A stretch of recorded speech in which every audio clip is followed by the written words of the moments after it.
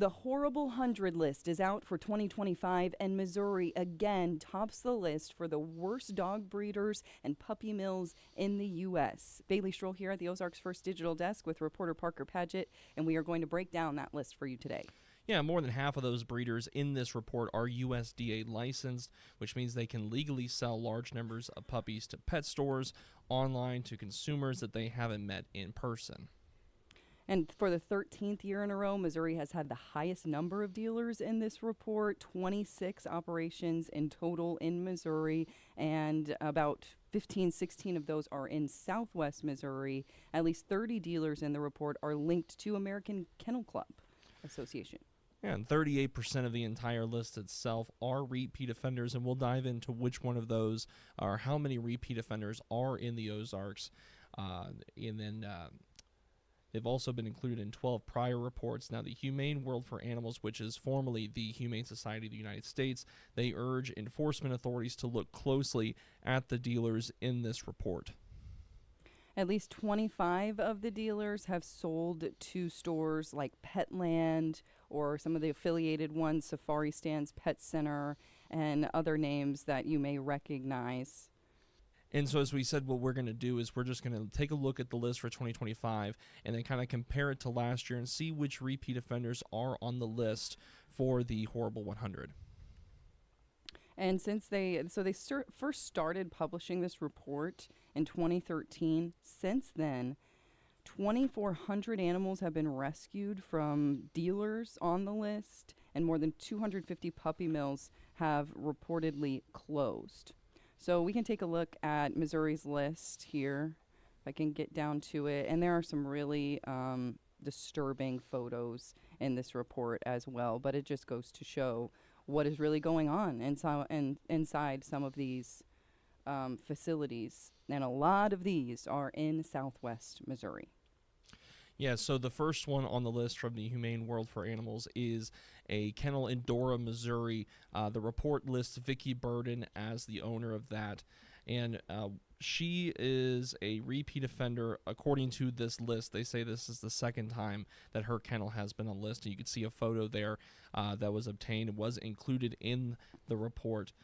Let's see. The report says in late May 2022, the USDA gave Burden an official warning after a French bulldog was found with ear issues that were not adequately treated. And it says as of April 2025, this kennel is still USDA licensed, and then also says that the owner sells some pets to Petland. And there are several from West Plains as well. That's next on the list. And it kind of does list some of these breeders and what dogs they are known to be breeding out there. And at the top of this list, it says, click here to view selected documents with further details on each dealer. That's actually this little spreadsheet. So as Parker goes through some of these, I will try to find them on the spreadsheet and show you the pictures, and we can talk about, you can see how many previous years they've been on the list and their inspection reports and such. So yeah, the next one in our area is out of West Plains. The report lists Maureen Butler as the owner, and this breeder has been on the list for 5 times, according to the report. Most recently, as of April 9th of this year, a profile on puppies.com advertised her as a USDA licensed breeder, but they are claiming that she is no longer USDA licensed. The next one is out of El Dorado Springs, Missouri. The report lists Wilbur Byler as the owner. This is an AKC-linked breeder and allegedly received 2 letters of warning in 2024 and had repeat violations for incomplete records on puppies. Now, this is a first on the list for this breeder out of El Dorado Springs. The next one in our viewership area belongs to allegedly a Sally Culver in Hartville, Missouri. Let's see. During a May 2024 inspection, the report says the USDA found a French bulldog at Culver Lake Kennel who had bumpy-looking ears. Upon closer review, the inspector found, quote, numerous crusty bumps with yellow fluid around them that oozed blood when they were rubbed. Now, this is also a first entry for this kennel on the list. Another first entry is a kennel that the report lists has locations in Springfield and Mount Vernon belonging to an Angela Costrin. And during a 2024 visit, allegedly USDA inspectors noticed pest control concerns with the kennel and a significant accumulation of rodent feces in the food storage shed, to include feces on top of bags of dog food. And allegedly, again, over 100 dogs and puppies were on that site during a Wow. June 2024 inspection. That's a lot of dogs to have on one property, and it looks like here in the spreadsheet, you can see that they have state licenses. Some of these probably have been revoked because of the inspections and what has been found, but this is the only one on the list in Missouri that does not have a license whatsoever. So to be having 100+ dogs on your property with no license, it raises some red flags. And again, this is Missouri Whitetail Labrador breeder in both Springfield, listed in both Springfield and Mount Vernon. So this is in our backyards. Continuing down the list, there is a kennel in Bolivar, third time on the report. The report says it's owned by Charles and Debbie McGinnis. It says as of they've had 6 different USDA inspections between January 2023 and April of last year, and alleges that the kennel claims on Facebook that they have been raising AKC puppies since 1991. Now, down in Kabul, there is a kennel that's on this report. It is a second time they've been on the report. It's owned by Magdalena McGowan. I believe I pronounced that correctly. And just looking at here, it says in August 2024, state inspectors found a variety of violations that the owner had been warned about years prior, including water in dirty containers with larvae swimming in it, allegedly larvae swimming in it, some animals in enclosures that were too small, dirty, or cluttered. And so that's the second time that kennel has been on the report. Another kennel in Sturgeon, Missouri is on the report for the 4th time, according to the Horrible 100. This one's owned by John J. Miller, TLC Kennels. It says as of April 2025, it appears that USDA inspectors have not visited the kennel in nearly 2 years, and that alleges that puppies have been sold to Petland stores. So this one in Bolivar, Missouri, this one's owned by a Teresa Rauch. This one has been on the list for 2 times now. It says in January 2025, both USDA and state inspectors had concerns. They had placed 2 dogs under quarantine because they had not been vaccinated for rabies, and noted issues with an accumulation of trash and other concerns. Let's see, as of April 2025, the report says she's still licensed by the USDA, but it appeared her state license had been lapsed again, and then alleges that this kennel in Bolivar, Missouri had sold puppies to a New Jersey Petland store. Want to get to this one in West Plains. It's called Rocky Top Canines and Thunder River Pets. The report says it's owned by an Ellen Roberts. Now, this is one that has cause for concern. The report says they've been on the list 10 times. Yeah, you can see here in the spreadsheet how many that's listed. I mean, that seems to be from, at least in Missouri, the most that has made it on the list. Again, this list started in 2013, so they got on the list first in 2015 and has been on every year since. And it says the owner, again, the report says the owner's name is Ellen Roberts, says that she has appeared in numerous reports for violations such as sick dogs, animals exposed to bitter cold, underweight nursing mother dogs, and more. Another repeat offender is in Wasola, Missouri. This report lists Donna Tabor as the owner of Jet Kennels.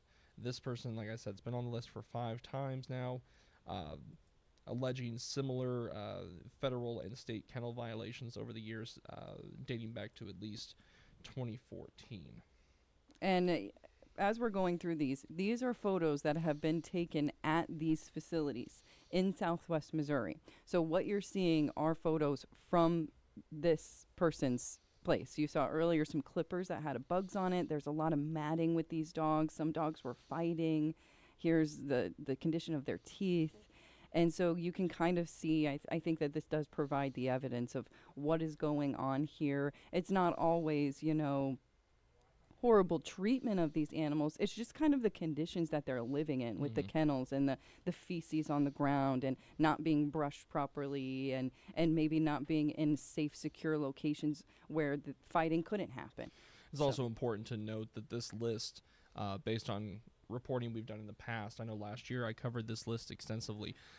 These reports are compiled based on inspection reports, filings from the USDA. And so what they do is they take those reports that are done by those authorities, those organizations, and then they compile this list based on the number of violations. And like you mentioned, 26 of them in the state of Missouri, nearly 20 of them in our viewership area. So nearly a fifth of the entire list is in the Ozarks. Yes, and you can see this as well, like this evidence of Petland in Las Vegas being, these puppies are coming from Missouri and being sold in places like Las Vegas and New Jersey. So not only are their upbringings, according to this list and according to the evidence that they found, not adequate as far as licensing standards and stuff like that, but they are also being shipped across the country after they're, as puppies. And so these photos, I mean, what's in the background of these photos of a puppy photo that's posted online is a lot different than the conditions that they're actually living in. And I want to get back to the list here. We've got a couple more in our viewership area. The list, or the report rather, mentions a kennel in Stockton, Missouri, allegedly ran by a Sarah Walborn. This one, something to note, says in August 2024, Walborn received a letter of warning related to violations as a German Shepherd and cat who were thin. The licensee had not consulted with a veterinarian about them, even though she had been instructed to do so more than 2 months prior. And again, this is all based on the report itself. In addition, the report says inspectors found a third underweight animal in August, a poodle with, quote, prominent ribs, hips, and spine. So that is the first time this kennel has been mentioned on the list. Yes. And then one of the final ones I want to bring up, it's a kennel in Niangua. The report lists a Marjorie Walker as owning its name Price's Pets. And it says as of 2025, it appears the USDA had not been back to check on animals since May 2024. Other issues found in a earlier inspection included stacked cages made of rusty metal. They mention a Havanese poodle mix with scabby bumps on the dog's neck, back, hip, and ears. And this is, according to the report, a repeat offender. It says this is the fourth time that Price's Pets in Niangua, Missouri has been on the report. And obviously, we will link this entire report to this story so our viewers can go see the photos for themselves if they want to, review all of the documents and the inspection reports, and things like that. And like we said, we'll link that to the story when it's posted. Yeah, and we mentioned at the top here that after the last report was published, they had been kind of closing some of these puppy mill dealers, and that included some, one in Arkansas. There were 4 total just from 2024, one in Arkansas, one in Kansas, one in Missouri, and another in Kansas.